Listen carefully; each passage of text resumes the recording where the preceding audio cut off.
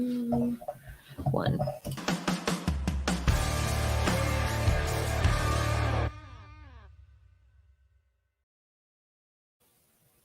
Well, hello. This is December 29th episode of Listen to This Bull Live. This is a show where you can write us a question, send us a text, call us, ask us all kinds of questions on anything that has to do with the restoration industry, on the public adjustments. Usually we have an attorney with us. You could ask us on the law side or on the contracting side on exactly what is supposed to happen and how things are supposed to go and what it is that we would do in what situation, basically anything. So we definitely need you to log in to send us your questions.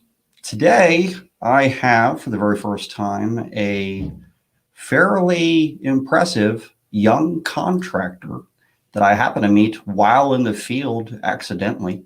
His name is Jasper Goodin. He is the owner of In Front Roofing. I'm going to bring him on in just a minute and you can get to know him.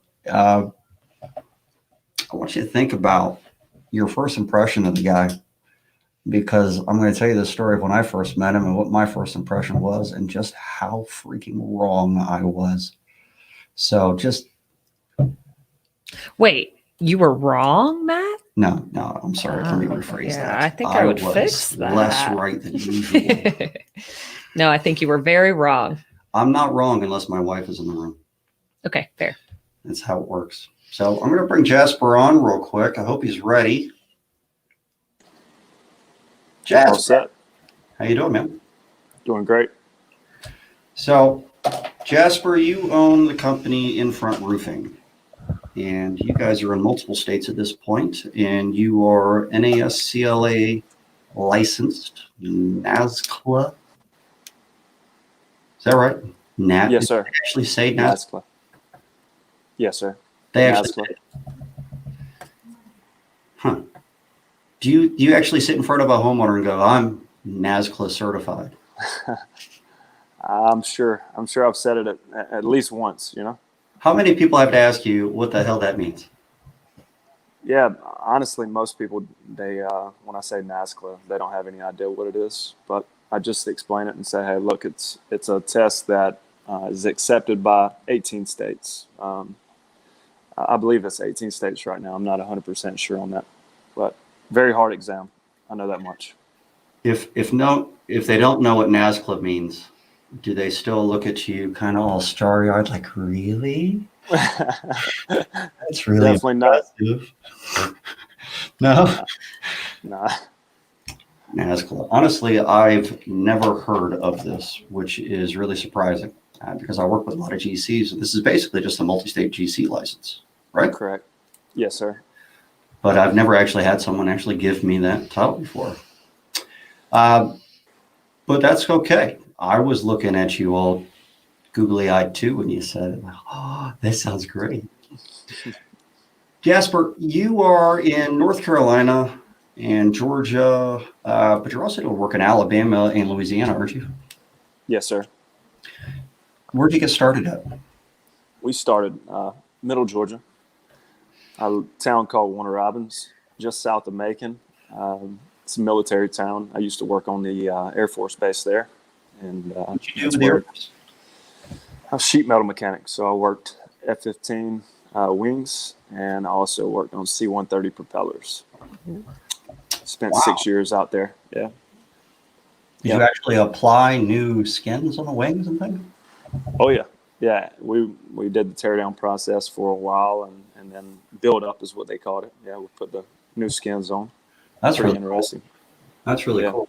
I was on a commercial flight once, and two F-15s actually started flying with us on a commercial flight. No idea why. Interesting. It was weird. Sorry. So you're in Middle Georgia. You were working on the Air Force Base, and then you decided you hated being in the military because of their ideals and how much effort you had to put into putting skins on these wings and propellers, and it was horrible. Yeah, well, I never joined the military. I was a civilian on base, so. Yeah, never had that commitment. Working on F-15s? Yes. Seems strange, but Robbins Air Force Base is a big civilian base, ton of civilian employees. So, yeah. Okay. But your reaction, I'm sure you're thinking like it should be military personnel that's doing an F-15 wing, but no, is that where you were thinking? Yeah, I mean, I'm thinking there's probably nothing classified on the wings. It's not a stealthy aircraft. They don't have any specialty materials on there, I don't think. Maybe they do. Maybe you can't tell me. I don't want you to kill me, so maybe you shouldn't say anything. Yeah. So, all right, Middle Georgia, you're a contractor. You meet this stupid PA at some point named Matt, and then He you puts his go foot in off. his mouth. Huh? He puts his foot in his mouth. I do. Yeah. It tastes great, though. That's weird. What state did you go into after Georgia first? Actually, I went to South Carolina first, and it was the first storm that I ever worked. And I went with an old business partner of mine and my cousin. He actually owns a roofing company now as well. And we went to South Carolina, and we were packed up, ready to knock it out the park.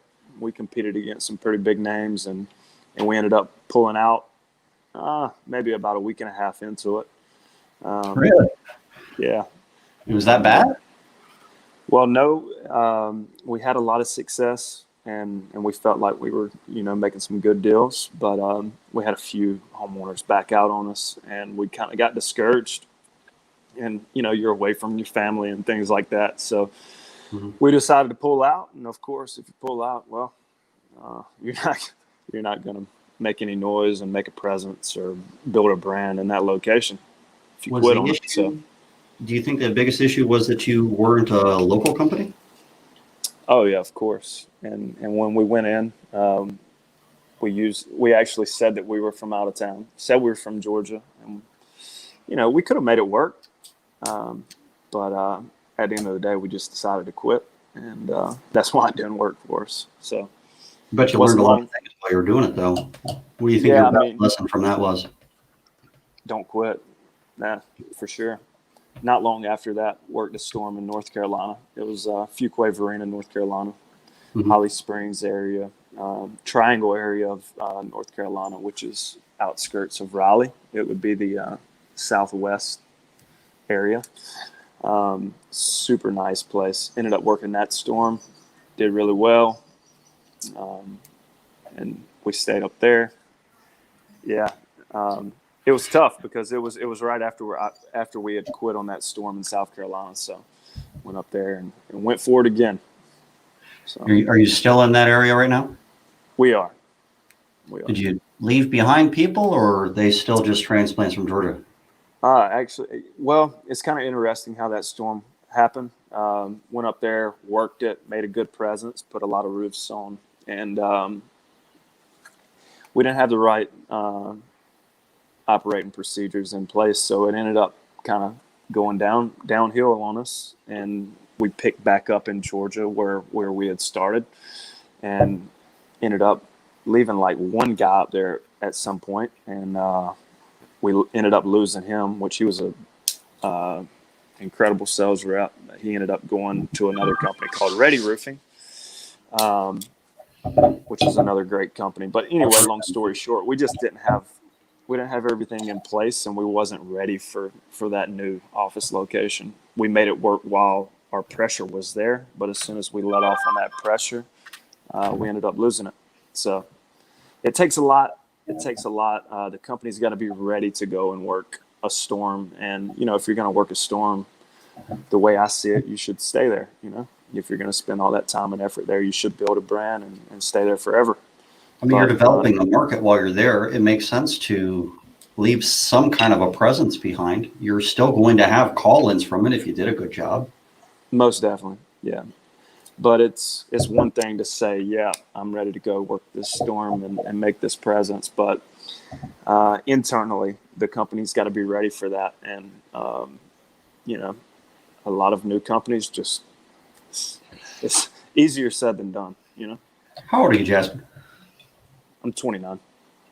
29. How many people you got working with you? So employees, just over 20. 29. Yeah, or Just- 20, just over 20. Yeah, not sales reps. Don't hold me to it. Don't hold me to it. Something like that. Yeah, we still have a lot of overturn. Our sales reps are 1099. So do you really classify those guys as employees? You know, I guess you could, but not supposed Yeah. to. Huh? Well, if you call them employees and you're supposed to put them on a W-2, but most people, when you ask them that question, would count those individuals. Yeah, honestly, W-2, probably just over 10, not 20, just over 10. And then sales reps, 1099 sales reps, probably 15 to 20 range. Okay. When you're working in Louisiana, I know things are crazy out there right now. You got a lot of fairly big things. You called me on a few of these asbestos roofs and things. What is the hardest thing that you're having to deal with in Louisiana? Louisiana initially was it was the licensing, getting everything set up. We worked a hailstorm there in April, and we ended up getting hit by the local shooting blanks. But anyway, we didn't have all of our licensing set up when we when we initially made the push, and we got fined. We were getting our permits pulled through a GC, and it was while all of my licensing was kind of getting set up, but COVID was going on, so everything was slow, even with the Louisiana licensure board. So we ended up just going through a very rough spell, but we built a lot of jobs and did good. But by the time the hurricane started hitting, we had all of our ducks in a row. We had our licensing set up, and we made a really nice presence in central Louisiana. So before those hurricanes that you were already set up, so you were basically like a local company then when that happened.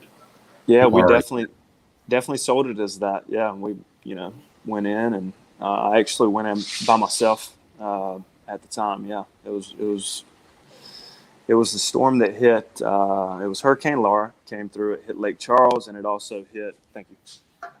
It hit Alexandria, Louisiana. And I just kind of worked my way because the hailstorm hit in very north Louisiana. So it hit Bossier City, it hit Houghton, Benton. So that's where my house is at. So I slowly worked down, and it's kind of funny how it happened. I didn't even really have any plan to work the storm, and then it came through and it caused a lot of damage. So I was like, I'd be crazy not to. So I just drove south, and I started in a little town called Natchitoches. But it wasn't quite enough damage there, so I just kept easing my way down. I had another contractor friend that was checking a little bit further west, which was DeRidder and Leesville, and he checked those areas, and it had a ton of damage, and I was slowly working my way south. Ended up in Alexandria.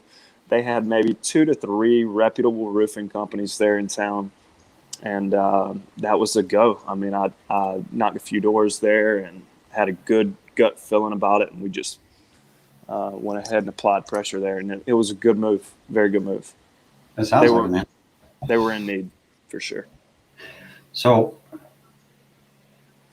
when I first met Jasper, we were in Georgia. I was doing I had a residential roof claim, and I was waiting on the adjuster, and this group of roofers pulls up behind me, and they get out, and Jasper is like, stepping up a little bit. He's like, "Who are you?" He thinks I'm encroaching on his territory. I'm just another roofer or something.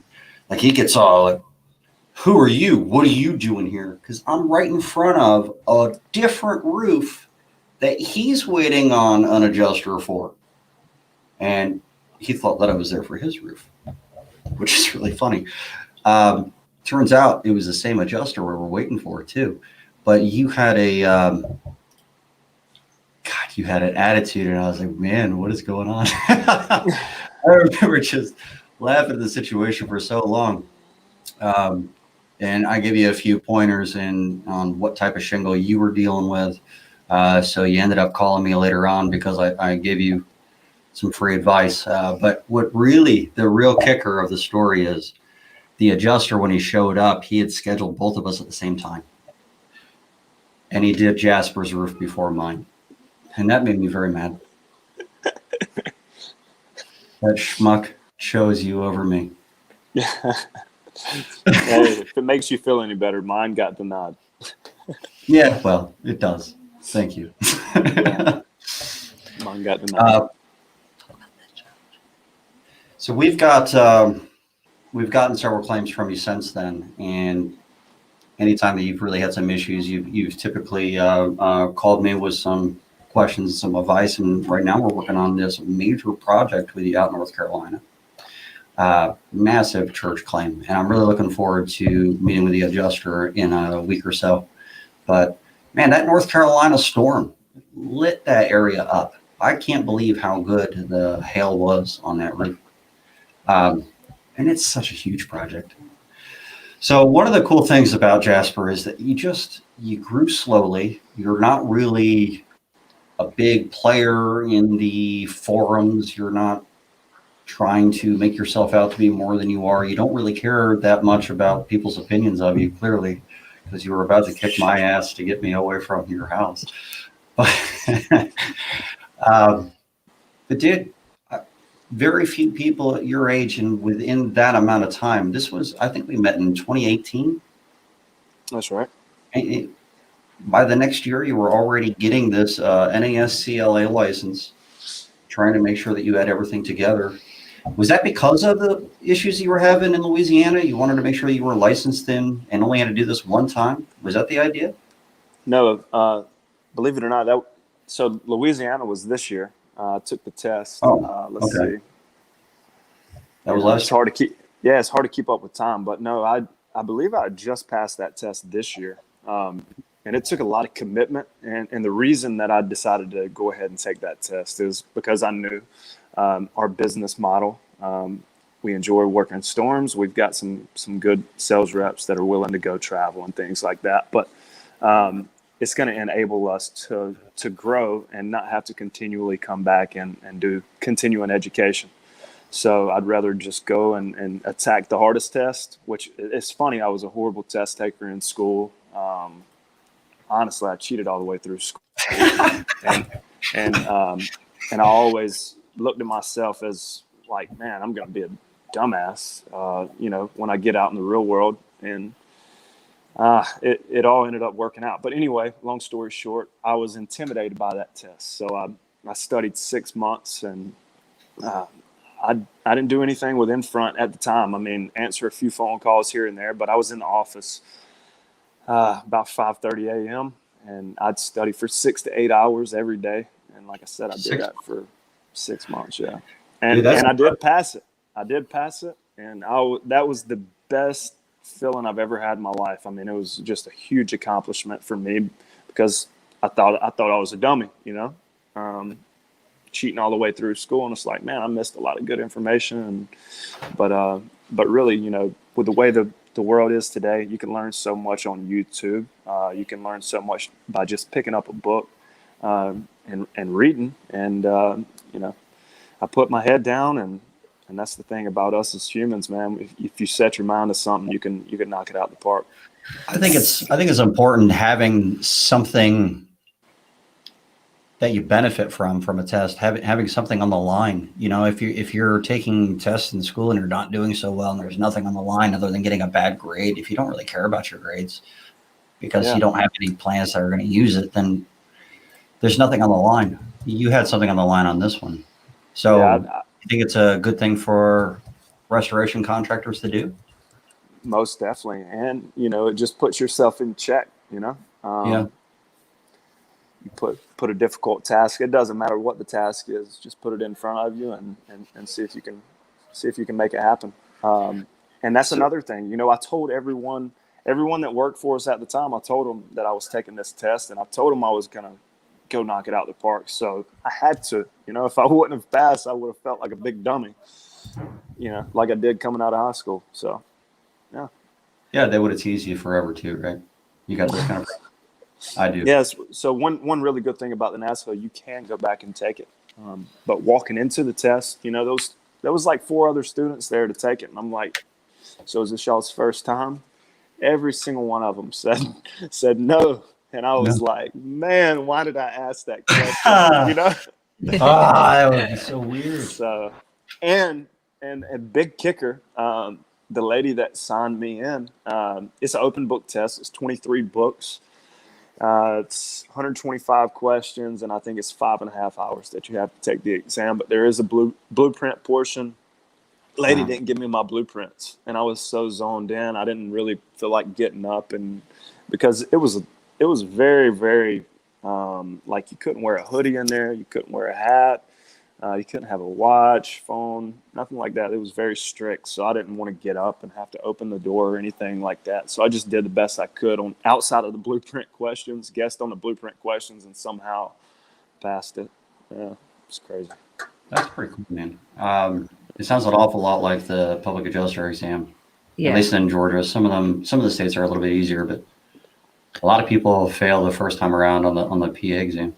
So most of my audience are probably contractors. I get a lot of PAs that watch the show and get some advice on. I'm surprised we haven't really had any major questions yet. As far as the NASCLA, why do you think it sets you apart from other contractors, and why is it important for insureds to use someone that's licensed? Well, I mean, it definitely shows a level of commitment, you know. You can start a roofing company. I mean, every state's different, but like in Georgia, for instance, if you want to start a roofing company, it's very, very simple. And I knew it would be something that would set me apart from the sales guys that were leaving me and starting their own company. I wanted to bring more value. So it wasn't only that it was something that we would grow into, but yeah, just more knowledge as well, you know, about what we were doing, because I just told you I came from working on base to installing roofs. So I didn't have a lot of industry knowledge, and you go take a GC exam. It definitely, definitely helps. Yeah, I'm really surprised we haven't really even heard this term before at my company. We've been dealing with contractors, general contractors, for a very long time. Not a single person has even brought this up to me. So it was when you told me what the license was, even earlier today, I had no idea what that was. So if you're a contractor looking into this for the first time, where should they go for that kind of a thing? So all I did was a quick search, you know, when I was looking into getting mine, and it's a commercial general contracting exam as well. So, I mean, it's the top of the top. You'll be able to grow into it. You don't have to continue to go back and take exams. But I don't know if I mentioned this already, but you'll have to do a business and law exam for each individual state that you decide to go into. Really? Yeah, you have to do an individual business and law for each state, and every state has different requirements. So they will accept the actual general contracting portion of that exam, but there's still other criteria that you have to meet. So going into it, I thought that I was just going to take it, and then it's like, voila, I can work everywhere. But that's not how it works. Mm-hmm. I would still go back and take the same exam, because I feel like this exam, it really does have a lot of power, and all the states that accept it, they believe in it, you know. So but a simple Google search of the NASCLA, and you'll get more information about what it is. And just so you know, you can opt to buy the books and just go take the exam, or you can buy the books. To bring all 23 books with you to the exam? Yes. Like, did you have this massive, super long backpack and have a bad back for 6 months of studying? I didn't have a fancy carrier, but box. I loaded them all up in a box and just carried them in. Yeah, and I had them at my office in Warner Robins when I was studying for the exam. So, you know, I just go up there, and a lot of books. My back hurts. That's just thinking so about it. low. Yeah, it just sounds horrible. Yeah. I'm glad I didn't have to do that for I'm this. so OCD. Every page would be like tabbed with what was in it for quick reference. Yeah. Yeah, they actually, the program that I bought, you have the online study guide and quizzes and tests, and I took all of it very, very serious, and I tabbed all of my books. Everything that would help me pass that exam, I did it. I knew I needed help because I was not a good test taker. So, yeah, it was $2,500 investment. Oh yeah, definitely take it serious. So you guys do both commercial and residential claims. Are you doing both commercial and residential in all the states you're in? Or so we're fairly new to the commercial side. I mean, we've had, some really, really nice commercial jobs. I would say most of our work is asphalt shingles. In our North Carolina market, we do a lot more than just asphalt shingles. And that mainly being because, when a hailstorm hits, you're getting gutters that are damaged, you're getting siding that's damaged. So you take on those projects, and then if you've got a team of good sales reps, and you can keep a siding contractor busy or a window contractor busy, well, yeah, you take on those trades. But yeah, going back to the commercial and residential side, mainly residential. If I had to put it on a percentage, I would say 85% residential, 15 commercial. The church that you're helping us with, Matt, is one of our bigger jobs for sure. Oh, it's a big claim. It's 4 to 7 million, somewhere in there. We haven't really estimated it yet, so we don't know exactly, but it's a huge claim. That was if anybody was paying attention, that's the one that we found 8.5 inches of ISO board on, which is insane. I've never seen that much ISO on a single roof before. And I asked a lot of PA friends of mine if they had ever seen that before. No. Yeah. I win in the size category. So, I mean, they could pull a ruler out if they want, but I won that one because of you, Jasper. So a lot of times I'm going to talk about the relationship between a contractor and a PA. And this is something that, as a public adjustment firm, we have issues with from time to time because contractors tend to have some kind of an idea of what they're expecting from a public adjustment firm, how their perception of what is supposed to happen and what doesn't. So you can tell me this and I won't feel bad. Was there anything that you thought would happen when hiring All Good Adjustments that didn't, or vice versa? Well, I mean, I think I think I should just start with, we met on that one claim, and then we got to chatting. We went out, grabbed a beer, and I started using you on claims. And I'd say the biggest negative, and this would be the simplest way, is, it's just a drawn out process. But anybody that works insurance restoration understands why that is, But, Sure. Me working these claims with you and spending the little bit of time that we've spent together, just the amount of knowledge that I've been able to acquire by just being around you and being on roofs with you has been game changing for me. I feel like it brings so much value to when I'm going in front of my customers, with just everyday talk. But the only negative I can think of is it takes a little bit longer. It does. Sometimes people have the impression that a claim might take less time if a public adjuster is involved, and that's just because they've never worked with a public adjuster.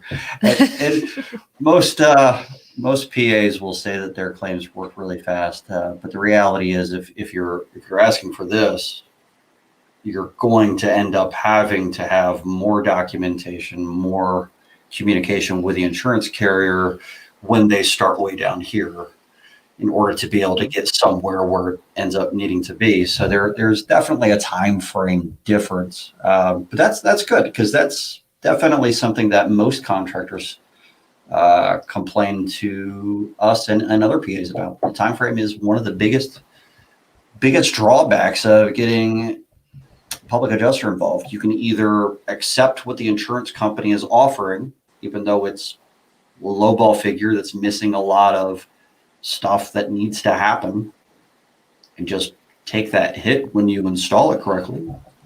Or you can get a public adjuster involved or an attorney involved and deal with the time frame involved.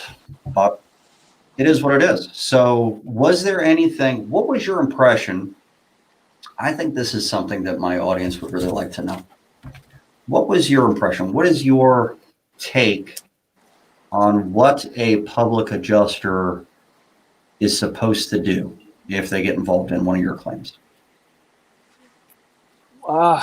That's, I don't know. Ask that question again, if you would. What are you thinking that a public adjuster is supposed to do? If you get a public adjuster involved in your claim, what is your impression of the job that they're going to perform? What do they do? I mean, to keep it as simple as possible, I think if I call you, then it should get approved. I mean, simple as that. Not to complicate the process, but yeah, if I call you, I want you to take the claim and I want you to handle everything with insurance, and we'll get the approval and do the work. So more than anything else, your perception of what a public adjuster does is just get the claim approved. Obviously, there's some negotiation involved once it is approved as well. Of course, but from my perspective as a contractor, if I toss you something, it's hey Matt, get this thing approved. That's what we're looking to get out of it. Get the approval so we can get the work. In what scenario do you think that getting a public adjuster involved isn't a good idea? I'm not putting you on the hot seat here. You can literally tell me these things. I'm not going to be mad. So the thing with a public adjuster and contractor relationship, you got to think, every contractor has a different business model, but our business model, a lot of sales reps, they may not keep their pipeline as full as what some hitters would do. So they don't have the time to send it to a public adjuster, but someone that's got experience and their pipeline is full, they can send tough claims or claims that they think are going to be tough. They can send it to you and not have to worry about it taking a little while, to get it approved. But yeah, I mean, there's so many claims that we've sent over to you where I knew going into it, or my sales rep going into it, we didn't have a good feeling about it, or we knew we just didn't have the knowledge to try and get the approval. So we give it to you, and with no doubt. I mean, I think I've had one that I've thrown to you that's been denied that we didn't end up getting. One out of several. That's good. We lost the claim. What? And I know exactly where that claim was too. I know exactly where that claim was at, and it was a nationwide claim. Nationwide. What was? I don't know the claim, to be honest. But it was I believe it was a discontinued shingle too. I met you on that job. Yeah.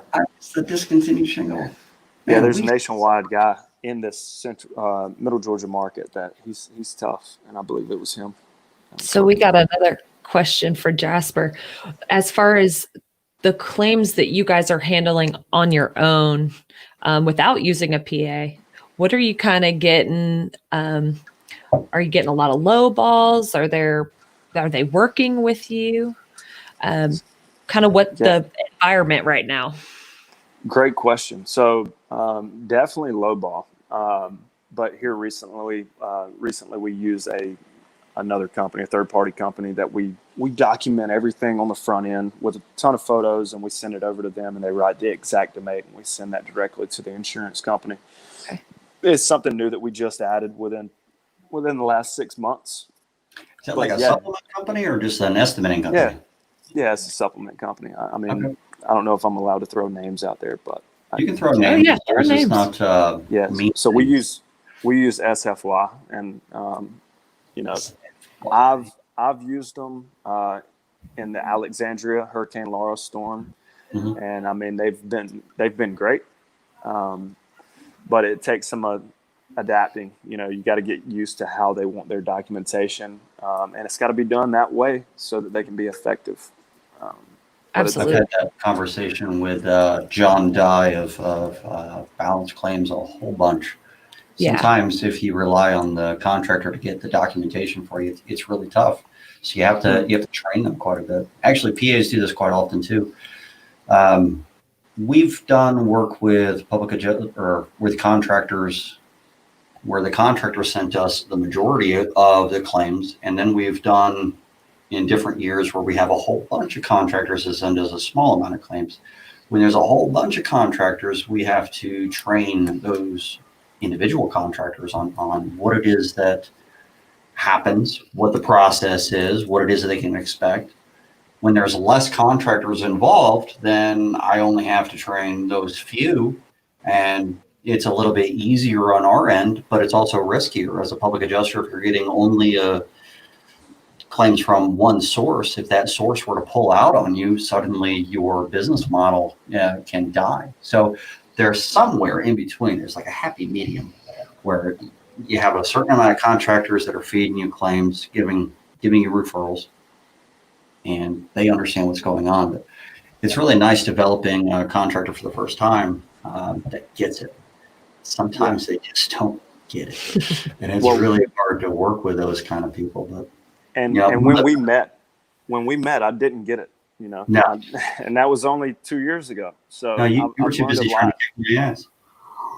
Well, I was a numbers guy. I was all about numbers and pounding out the most sales, and that's not what it's about. I think it's about us all getting on the same page as contractors and public adjusters and coming together and making sure that the insurance companies are paying what they should pay.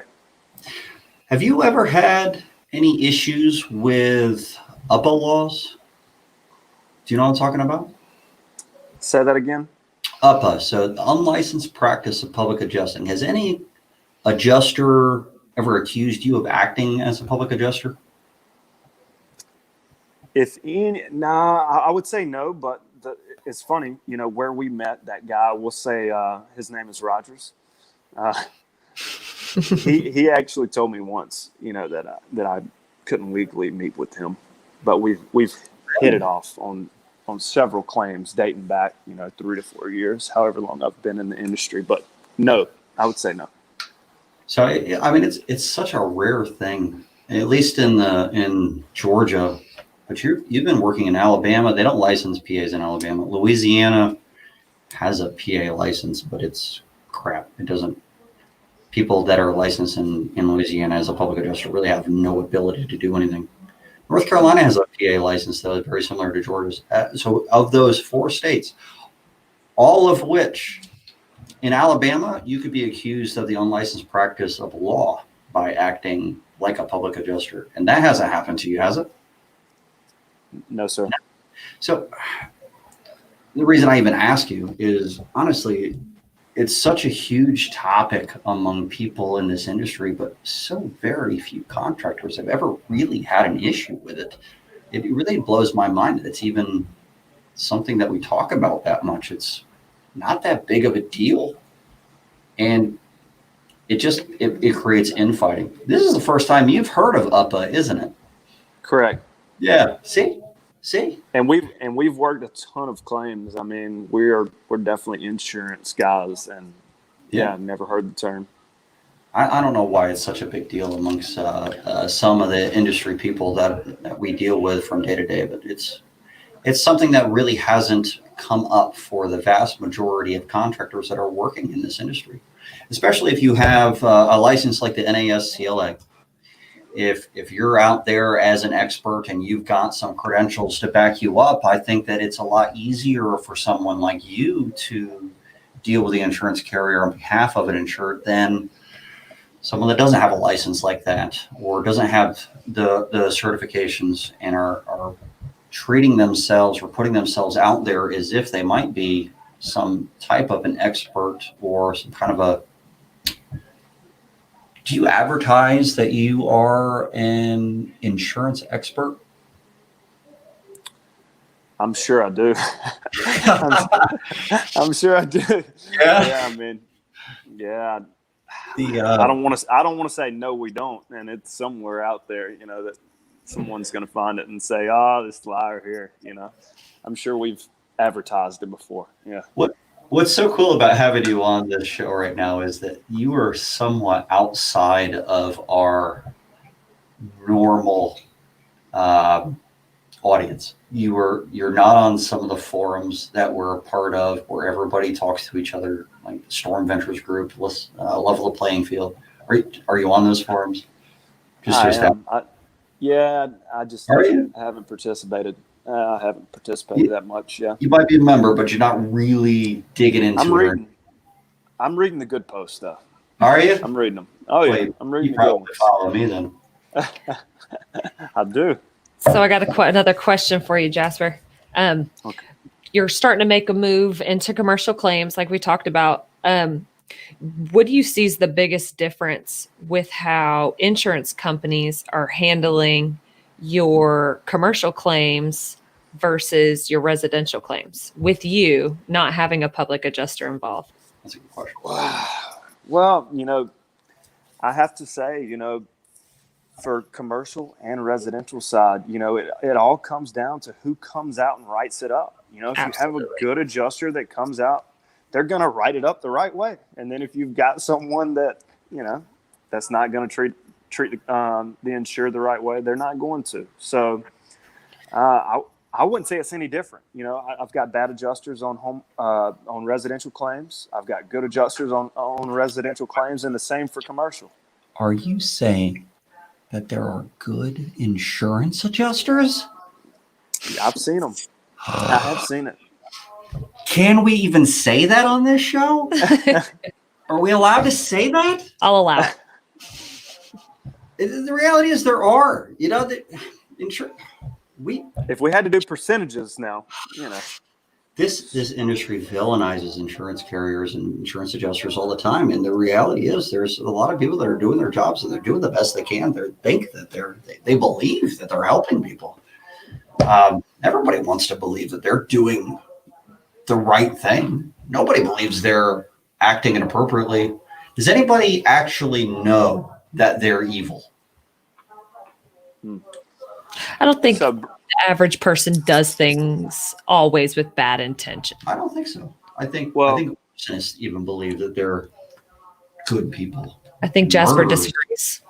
this is kind of the way I see it. In a storm market, you've got adjusters that are coming in and they're going to try to bang out 6 to 8 claims in a day.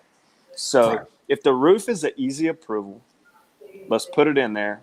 But as far as the little items like window screens, gutters, downspout, interior, they're not worried about getting that, because if they can get that big ticket item in the roof and move on, so be it. They're gone. They're trying to get those 6 to 8, and if it's a full roof, great.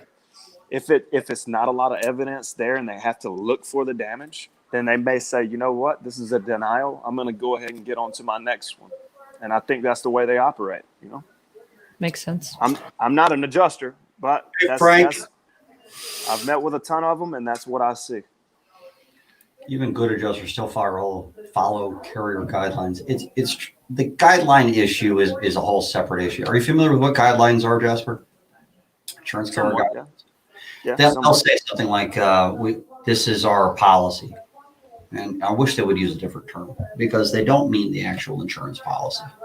They don't mean the contract that the insurance carrier and the policyholder sign. They're talking about their internal guidelines when they say that it goes against our policy. They have their hands tied a lot of times on what it is that they're allowed to approve. And the guidelines will actually write out specifically how to estimate for a roof should they decide that the roof is worth being replaced. So a lot of times it doesn't include a lot of the things that a true roof replacement is supposed to have, and that's why it's a lowball figure. But they have to follow those guidelines, because an insurance carrier, if they go outside of their guidelines, then they're setting a precedent that they will do it this way. Right.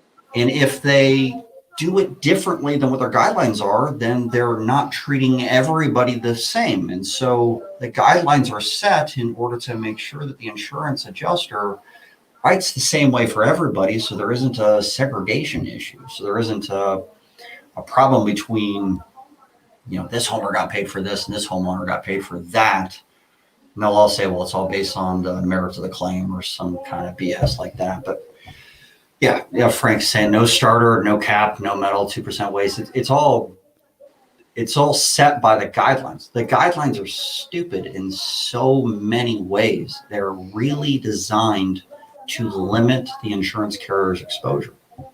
But if the adjuster doesn't follow those guidelines, they could get fired. So they're put between a rock and a hard place, especially an adjuster that believes they're doing the right thing. What do? You ever met an adjuster that felt like they were not able to do something or they might get fired even though they thought that they should?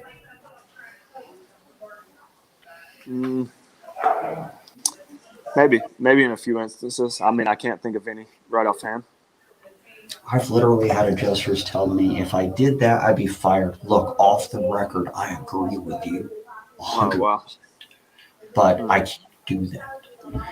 And it's those kinds of situations that make me realize how much, this industry is needed.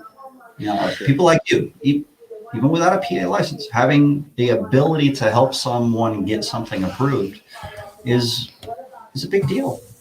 A policyholder can't do this by themselves in most states. Some states they can. But Well, and with Jasper, with your additional licensing and your understanding of the GC side of stuff, how has that, when you look at these estimates that are written, you look at them and that's not what you need. You need so much more. How often does that happen? Well, that's a big question. And I don't think it has so much to do with the NASCLA exam. I think it's got more to do with our business growing and understanding how much actually goes into a business, that's going to operate in multiple states. And then see a low ball estimate and just laughing at it, There's so many startup companies that will just work off that estimate. Right. And everything's good. They're happy with it because it's a one-man show. It's them and the subcontractor, and they are actually making money off of that estimate that we laugh at, Yeah. So it's one of those things. I wouldn't even say it's so much the NASCLA and the knowledge that I got from taking that exam. It would just be, everything that I've learned with actual business and us scaling and understanding, this is not going to work, with insurances and just so much overhead that goes into it and things like that. Does that answer your question? Yeah, absolutely. do you think from that NASCLA, I wanted to say training, but I guess you trained yourself by reading the books. And part of that NASCLA deal, did it really teach you how to calculate what your business's true costs or anything along those lines? Did it show you or teach you the business side of what it is that you do? It's definitely got a business and law portion of the exam, and yes, I definitely learned some things from it. But mainly, the exam, I haven't really used it that much in the field, and but I still wouldn't trade it for anything. It's good to have in your credentials, but if I do have something that I don't have an answer to, I know I can go and find that answer by going through my books. Yeah, I think it's a great exam, and I'm not here to brag about the NASCLA, but yeah, it was a good experience for me, and I feel like I will use it. There is a huge difference between the kid that I met and the man that you became after doing a lot of these things and the business that you operate now. It's really completely different. It feels like you're a real, true operation at this point. And I think that going forward, you're going to have something that survives because you know how to calculate your overhead, your true overhead. You know how to calculate what your real profit is, and you know how to establish what your margins really should be. And that's something that most contractors in this industry have no idea about. So, I would agree with that. We're going to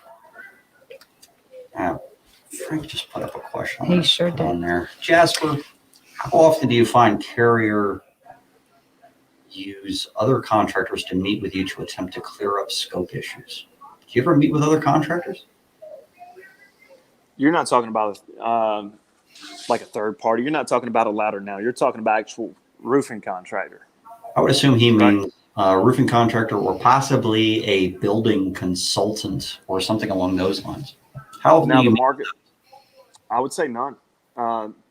That's the markets that we're in, which would be Georgia, North Carolina, Alabama, Louisiana. I haven't personally met with a contractor for the insurance company. No.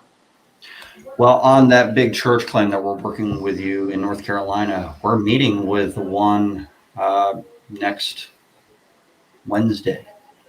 So I often meet with contractors that are sent out by the carrier in order to, most of the time they're sent out in order to establish some kind of a competitive bid to give the insurance carrier a basis for their estimate amount. If they have an expert that says, well, this is how much we would charge to do it, it gives them a reasonable basis for how much they would agree to. And that way they can lower their estimate a little bit. It's designed to help them reduce their outgo. Yeah. And there's also sense. an engineer going out there and a building consultant. So there's like 3 different individuals that we're going to be meeting with out there. But if that doesn't happen very often with you as a contractor without a PA, that's actually fairly surprising. I didn't realize that contractors don't meet with other contractors. I wonder if you're just not told that they're another contractor. It's possible. You're not told that they're getting a competitive bid.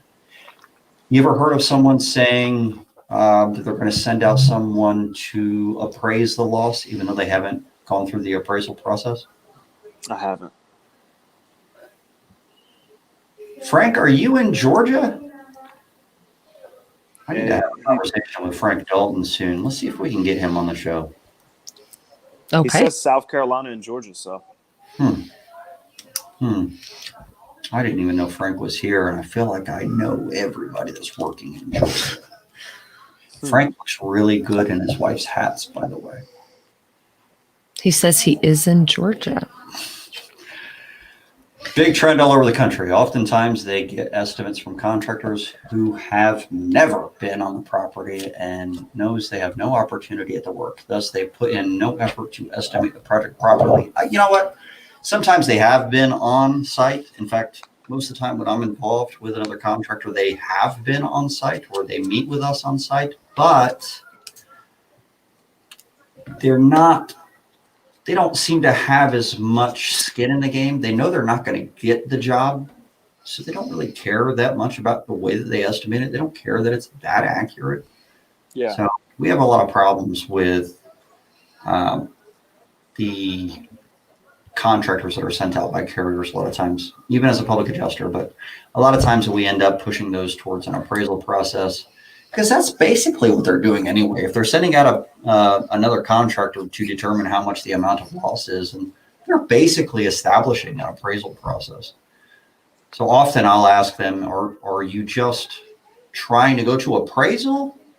Because it'd be easier if you just named this person as your appraiser, and then I can name someone, and then we could just go through appraisal.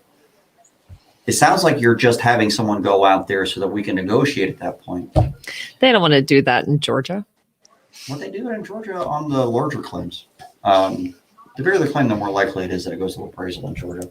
But otherwise, the small claims don't. You ever been to appraisal on a claim, Jasper? Do you know what we're talking about? Yeah, I'm familiar. I mean, I sent one to appraisal in Louisiana. It's the first claim I've ever sent to appraisal. Yeah. I haven't got any results on that. But a lot of times, the appraiser that the homeowner used that I referred seems to know what he's doing. I've met with him on a few different claims and seems knowledgeable, but I don't know the outcome yet. That was Louisiana, yes. Louisiana is one of those few states where the appraisers actually have to be, I think it's a licensed appraiser. It might just be a certification, but they actually have to be at least certified, but maybe licensed. Most states, you don't have to be that way. The policy language says that you just have to be competent and independent. So Right. what is competent? Hmm. A lot of times when we go to appraisal, the opposing adjuster might name a company as their appraiser, which is like a panel. But the language in the policy makes it read as if it's an individual that's competent, an individual that's competent and independent. So if it's an individual that's competent, can they name a company as the appraiser? I really don't think that they should name a company, because that means that there's going to be several individuals that might get involved. You might not be talking to the same person. And they may end up having somebody completely separate that has never been on site write the estimate. So Frank says registered. Does that mean if you're just registered as an appraiser in Louisiana, you're okay? Hopefully he'll get back to us soon, because he probably knows. I don't know Louisiana that well. Honestly, I've been avoiding Louisiana like the plague. I know you've been asking me a bunch of questions to try to get me involved in some of those claims, Jasper, but I don't want. That state sounds horrible. Louisiana is, oh man, it's different, you know? It really is. And I'll tell you this, it's hot there. If you're coming as a roofing contractor, man, it's tough. We brought our crew with us. That's what we do. Anytime we go to a new market, we bring our best crew with us, and they kind of set the standards. Are you putting them in hotels or apartments? They provide their own housing. So they're 1099. That's unusual. They've got to. Yeah, I bet you pay them more than the average contractor, though, for them to be able to do that. See, if you take care of your people, if you hire subcontractors and actually pay them what they're worth, they'll pay some of their own way to do stuff. It's a good thing. Most definitely. I mean, Aspen. I'm sure you're familiar with Aspen. They're probably the biggest storm chasing outfit in the nation. You know, they try to snag that crew from me every time. You know, whatever market it is. It's no chance. You know, I'll take care of those guys. You pay them more, right? Yeah. It's a huge difference. They will go anywhere with us, wherever we decide to work, and they'll stick by our side. And I really want to ask him if his crew is all legal, but I don't want him to say on camera. Don't ask. I probably shouldn't ask that. It's not an approved question. I can see in his face what the answer is anyway. So Jasper, you've talked a lot about your business plan, your business model. Where do you see in front moving and expanding, and how is what's your next steps? Just always trying to get better as a company. I mean, it's not so much about the expanding. It's about just being a better company and having people a part of the team that truly believe in what we are doing. And that's to bring value to each and every claim, whether it be residential, whether it be commercial, do good work and be able to stand behind it. You know, that's the big thing. When I got into the industry, it was such a numbers game for me, and it never works. You got to care about what you're doing, and I definitely care about what we're doing. But it's making sure that that's transparent across all of our work staff. You know, make sure everybody's on the same page and delivers across the board. And we will be in every state. You know, that'll come, but we've got to get those big things down first. And it takes time, and it's tough, and there's so many growing pains. You know, gosh. They just continue to come, but it's all about how you handle it, and it can be tough, you know. It can be tough. I really believe that you actually will be in every state. You're one of the few contractors that I work with that constantly surprise me, and it has nothing to do with the numbers. It's the way that you go about doing things. So that's why you're the first contractor on my show. Means a lot. I think it's really cool what you've been able to do, and especially when I just thought you were just some young punk that wanted to kick my ass the first time I met you. You do have that face, Matt. Man, I mean, what's funny about it, Matt, you know, you had that impression, but I was, you know, my first impression of you was total opposite. I was like, man, this guy's a freaking rock star. I wish I had all the knowledge he had, you know? Oh no, you're gonna blow his head up. My head is and Matt, swelling right now. It's getting Matthew so was big. looking at me as an asshole, and I'm looking at him as like some guru. So I thought you were trying to. I thought you thought I was a roofer. Did you think I was a roofer the first time I met? I didn't think you was a roofer, no. You probably didn't know what a public adjuster was. But my first impression for people, I mean, I made it look a little cocky or conceited. So, you know, maybe that's what you saw. I don't know. Well, I didn't get that at all. Well, you Matt weren't just, there. You weren't you there. know. Matt's head's not going to be able to fit out of the door, just so you know. It made me laugh. I can't tell you. I told my wife about it right afterwards. So I was like, there was this guy, and he was so mad that I was encroaching on his territory. It was really funny. But what's funny, man, the little bit of time that we've spent together, you know, on claims, on roofs together. Oh man, I've retained so much of that knowledge in that short amount of time that I've got with me, and I've got it in my tool set, you know, at all times. So I appreciate it. I appreciate going out to the audience and anybody that's watching.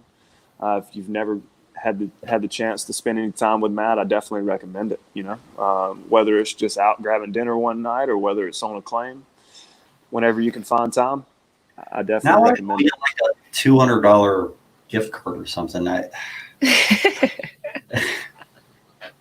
Thanks, Jasper. I appreciate that. You know, one of the things that we like to do whenever we meet with a contractor on site is just open up. I mean, one of the reasons we do this show is to be as transparent as possible. We want to share information. It's an open source scenario. In technology, there's something called open source where someone has developed some technology and they share all of their information to the community, and the community is able to take that information and develop something better. And then that company that originally shared it can develop with the community to that better thing. And it really helps everybody involved. And I think that's a model that we took on early on. So, well, while you're on that, before we close this out, I do want to say, you know, I don't know how it is on the public adjusting side, but on the contracting side, it's such a competitive deal. You know, nobody works together, and it only hurts all of us.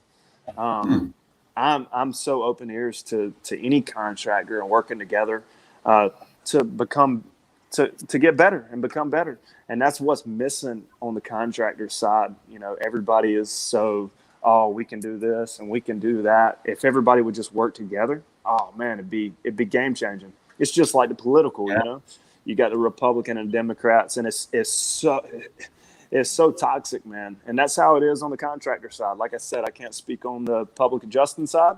I don't know if you have public adjusting friends or if you do, y'all get along well. But on the contractor side, it's a lot of negativity and back and forth at each other.